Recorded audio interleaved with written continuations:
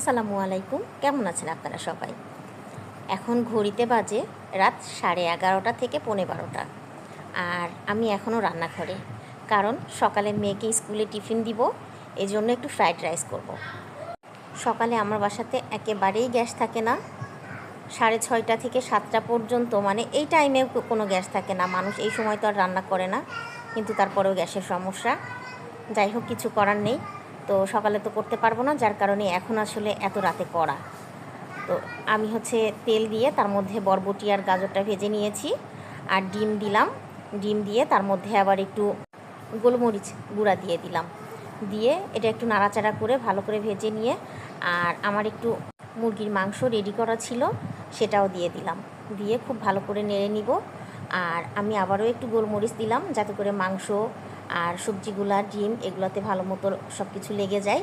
কারণ আমার মেয়ে আবার একটু ঝাল ঝাল পছন্দ করে। কাঁচামরিচটা দিলে অনেক সময় দাঁতের নিচে বাঁধে, যার কারণে ও কাঁচামরিচটা দিতে দেয় না। তাই আমি আসলে গোলমরিচটা একটু দিই। তারপরে আমি এই যে আগে থেকে সিদ্ধ করে রাখা রাইসটা দিয়ে দিলাম। দিয়ে খুব ভালো করে নাড়াচাড়া করব।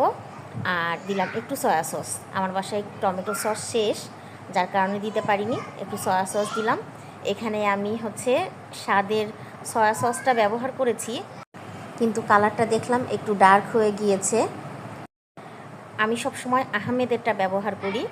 আর রাতে টিফিনটা আসলে যদি রেডি করে রাখা যায়, তাহলে সকালে উঠে এতটা ঝামেলা হয় না।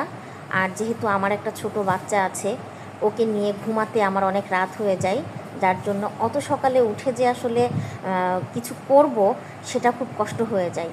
যার কারণে আমি বেশি চেষ্টা করি টিফিনটা রাতে রেডি করে রাখার জন্য। আর রাইসটাও আমার রান্না করা শেষ হয়ে গিয়েছে।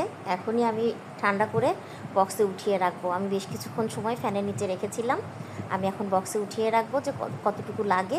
তো আজকের ভিডিওটি এই পর্যন্তই। সবাই ভালো থাকবেন। আল্লাহ হাফেজ।